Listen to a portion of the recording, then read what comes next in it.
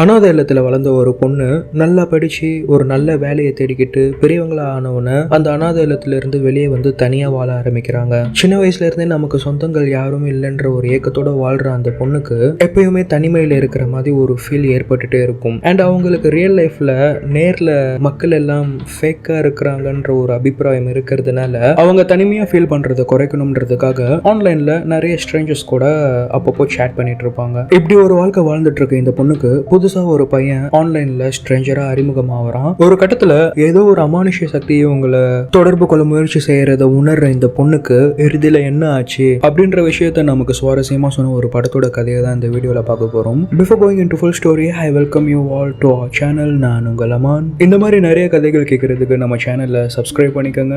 ஸ்டோரிஸோட instant update தெரிஞ்சுக்க notification bell ஐகானை enable பண்ணிக்கோங்க. அண்ட் உங்களோட ஃப்ரெண்ட்ஸ்களுக்கும் ஷேர் பண்ணுங்க. சரி, வாங்க இந்த கதைக்குள்ள போகலாம். கதையோட ஆரம்பத்துல ஒரு பழைய அபார்ட்மெண்ட்ல டாப் ஃப்ளோர்ல வாழ்ற ஒரு பொண்ணு ஒரு நாள் காலையில அப்படியே அவங்க பால்கனில வந்து நின்று சும்மா சன்செட் எல்லாம் பார்த்துட்டு அப்படியே போன் ஓபன் பண்ணி சும்மா மெசேஜஸ் அண்ட் நோட்டிபிகேஷன்ஸ் எல்லாம் கிளியர் பண்ணிட்டு இருக்காங்க. அந்த சமயத்துல அவங்களோட டோரை யாரோ செம்ம வேகமா தட்டுறாங்க.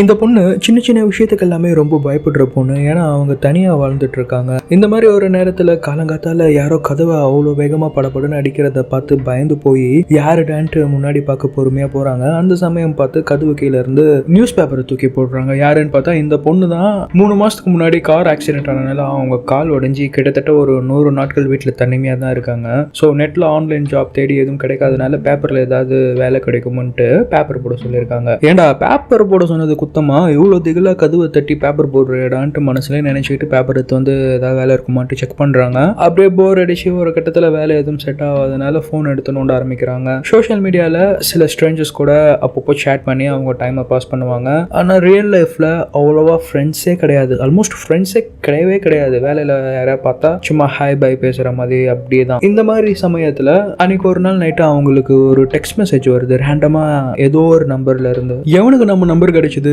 எவனுமே நம்ம நம்பருக்குலாம் டெக்ஸ்ட் பண்ண மாட்டாங்களேன்னு ஓப்பன் பண்ணி பார்த்தா want to be friends, I am also alone like யூன்ட்டு ஒரு மெசேஜ் போட்டிருக்காங்க. யாரா இருக்கும்? எப்படி நம்ம நம்பர் தெரிஞ்சிருக்கோம்? நம்ம தனியாக இருக்கோன்றதுலாம் எப்படி அவனுக்கு தெரிஞ்சிருக்குன்ட்டு who are you, how did you get my நம்பர்ன்ட்டு சொல்லி ஒரு டெக்ஸ்ட்டை ரிவர்ட் பண்ணுறாங்க. ஒருவேளை இவங்க ஆன்லைனில் ஜாப் தேடிட்டு இருந்தாங்க இல்லையா, ஐ மீன் கால் உடஞ்சனால வெளியே எதுவும் ஜாப் போக முடியாதுன்றதுனால ஆன்லைன்லேயே வீட்டிலே பார்ட் டைம் ஜாப் பார்க்கறதுக்காக நம்பர்ஸ் வெப்சைட்டில் அப்லோட் பண்ணியிருப்பாங்க. அந்த மாதிரி எவனோ ஒருத்தன் பண்ணியிருப்பான்னு நினச்சி அன்றைக்கி நைட் அவனுக்கு டெக்ஸ்ட் பண்ணிவிட்டு தூங்கிடுறாங்க. காலையிலேருந்து அந்த நம்பருக்கு சரி கால் பண்ணி பார்க்கலாமன்ட்டு சும்மா ட்ரை பண்ணி பார்க்குறாங்க. பட் ஆனால் அந்த நம்பரே நாட் இன் யூஸ்ன்ற மாதிரி வருது. ஆனால் அந்த நம்பர் வந்து நைட் ஒரு 10 மணிக்கு மேலே மெசேஜ் வருது. ஹே டியர், என்ன ரொம்ப மிஸ் பண்ணியா நேற்று அப்படின்ட்டு சொல்லி கேட்குறேன்.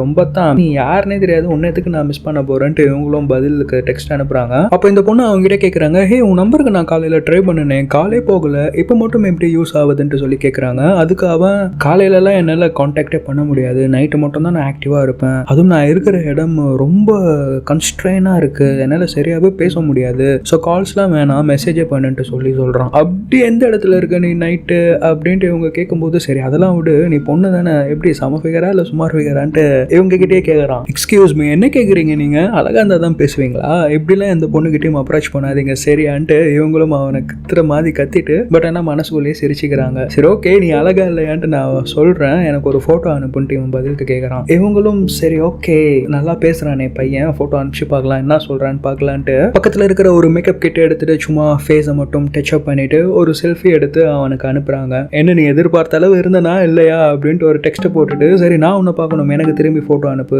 எனக்கு உன்னோட ஃபோட்டோ அனுப்புன்னு சொல்லிட்டு கேட்குறாங்க. அதுக்கு அவன் பதில் எதுவும் சொல்லாமல் இவங்க அனுப்பிச்ச ஃபோட்டோவையே திரும்பி அனுப்பிச்சிருக்கான். இதெல்லாம் சீட்டிங், நான் ஒரு பொண்ணு தைரியமாக அனுப்பிச்சேன்ல, நீ எதுக்கு நான் அனுப்பிச்ச ஃபோட்டோவை திரும்பி அனுப்பிச்சிட்டேன்ட்டு கேட்குறாங்க.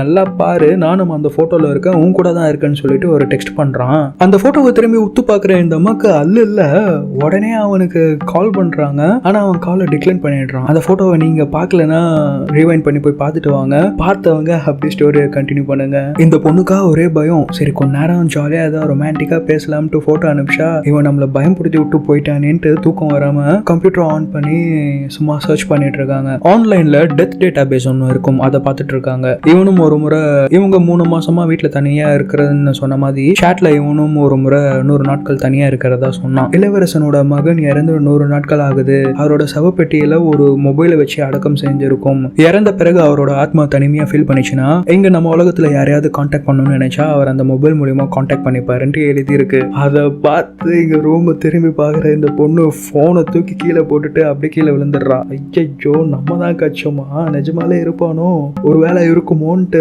பயந்து கீழே விழுந்துடுறாங்க.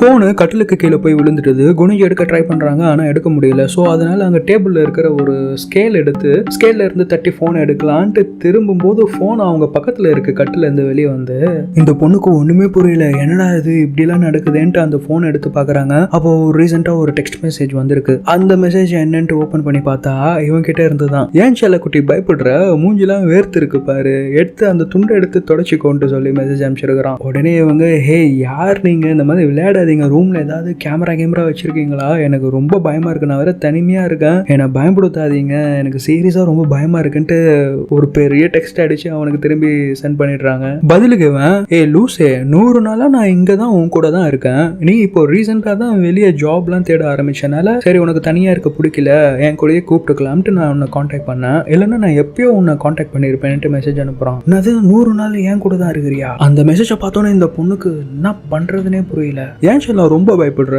பயப்படாத, நான் அங்க கீழே தான் இருக்கேன், உன்னை பார்க்க மேலே வரேன்னு சொல்லிட்டு ஒரு மெசேஜ் அனுப்பிச்சிடுறான். இந்த பொண்ணு அப்படியே எட்டி போய் கீழே யார் இருக்காங்கன்ட்டு எட்டி பாக்குறாங்க. அப்படியே அங்க ஸ்ட்ரீட் லைட் அணையுது. டக்குன்னு எழுந்து அவங்க வீட்டுல இருக்கிற எல்லா ஜன்னலையும் அடைக்கிறாங்க. உடனே அவங்களோட கதவை போய் டபுள் லாக் போட்டு க்ளோஸ் பண்றாங்க. கால் வேற அதுக்கு உடைஞ்சிருக்கு, ஸ்பீடாவும் போக முடியல. ஒரு வழியா கதவெல்லாம் க்ளோஸ் பண்ணிட்டாங்க. அந்த நேரம் பார்த்து கீழே கிரவுண்ட் ஃப்ளோர்ல இருந்து இருக்கிற ஒவ்வொரு லைட்டா அணைஞ்சிட்டே வருது. கதவை நல்லா டைட்டா மூடிட்டு கதவு பின்னாடியே நல்லா அழுத்தி நின்னுக்கிறாங்க.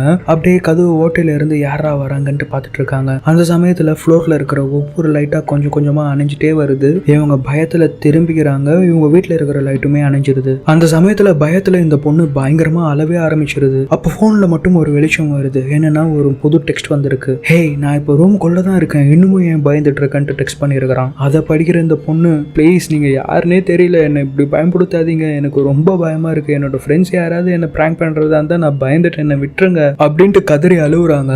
அந்த சமயத்துல ஒரு குரல் கேக்குது. ஹே லூஸ், இன்னும் நீ என்ன மனுஷன் தான் நினைச்சிட்டு இருக்கியா, இனிமே பயப்பட தேவையில்ல, வா நம்ம உலகத்துக்கு போலான்ட்டு ஒரு பையனோட உருவம் முன்னாடி தோணுது. அதை பார்த்து பயந்து இவங்க அப்படியே மேல பால்கனில இருந்து கீழே விழுந்துடுறாங்க. கீழே விழுந்த ஸ்பாட்லயே அவங்களோட உயிர் போயிடுது. அந்த சமயத்துல ரோட்ல வர ஒரு வேன்ல பேப்பர் வீசிட்டு வராங்க. அந்த பேப்பர்ல என்ன போட்டிருக்குன்னா இளவரசனோட மகன் இறந்து இன்னையோட 100 நாள் ஆகுதுன்ட்டு போட்டிருக்கு. சோ யார் இந்த இளவரசன், நம்மளோட மகன், அவன் எப்படி இறந்தான்? ஒரு நாள் அவன் ரோட்ல இருக்கும்போது அவனுக்கு ஒரு மெசேஜ் வரும். இந்த மாதிரி அவனோட அம்மா அதாவது இளவரசி இறந்துட்டாங்கன்ட்டு ஒரு மெசேஜ் வந்திருக்கும். அதை பார்த்து மனசு உடைஞ்சு போற அந்த பையன் ரோட்ல போற ஒரு கார் முன்னாடி வந்து விழுந்து தற்கொலை பண்ணிப்பான். அந்த கார்ல வந்த பொண்ணு தான் இது. அந்த ஆக்சிடென்டால தான் அவங்களுக்கு காலம் உடைஞ்சிருக்கு. அப்போ அந்த பையன் சாவும் போது அவனோட கண்களை மூடாம இந்த பொண்ணை பார்த்துட்டே அவனோட உயிர் போயிருக்கும். இந்த இளவரச பரம்பரையில ஒரு பாரம்பரியம் இருக்கு. அவங்கள இறக்குறவங்க ஒவ்வொருத்தரோட சவப்பெட்டிலுமே ஏதாவது மெசேஜ் அனுப்புற பொருள் வைப்பாங்களாம். இப்போ டெக்னாலஜி அட்வான்ஸ்மெண்ட் ஆனனால மொபைல் போன்ஸ் வைப்பாங்களாம். அதுக்கு முன்னாடி எல்லாம் பேனா பேப்பர்லாம் எழுதி வைப்பாங்களாம். ஸோ அவங்களுக்கு யாரையாவது கான்டாக்ட் பண்ணணும்னு தோணுச்சுன்னா அவங்கள வந்து கான்டாக்ட் பண்ணி கூப்பிட்டுப்பாங்கன்ட்டு. அந்த மாதிரி இவன் இறக்கும்போது இந்த பொண்ணைய பார்த்து இறந்தனால இந்த பொண்ணு தான் வேணும்னு சொல்லிட்டு இந்த பொண்ணை வந்து சாவடிச்சு அவனோட உலகத்துக்கு கூப்பிட்டு போயிருக்கான். இந்த பையனோட அம்மா அதாவது அந்த இளவரசி எப்படி இறந்தாங்கன்ற கதை, அந்த கதையை நம்ம அடுத்த வீடியோல பார்ப்போம். இந்த மாதிரி நிறைய கதைகள் கேட்கறதுக்கு நம்ம சேனலை சப்ஸ்கிரைப் பண்ணிக்கோங்க. மோரல் ஆஃப் த ஸ்டோரி, இறந்தவங்களோட கண்களை பார்க்காதீங்க.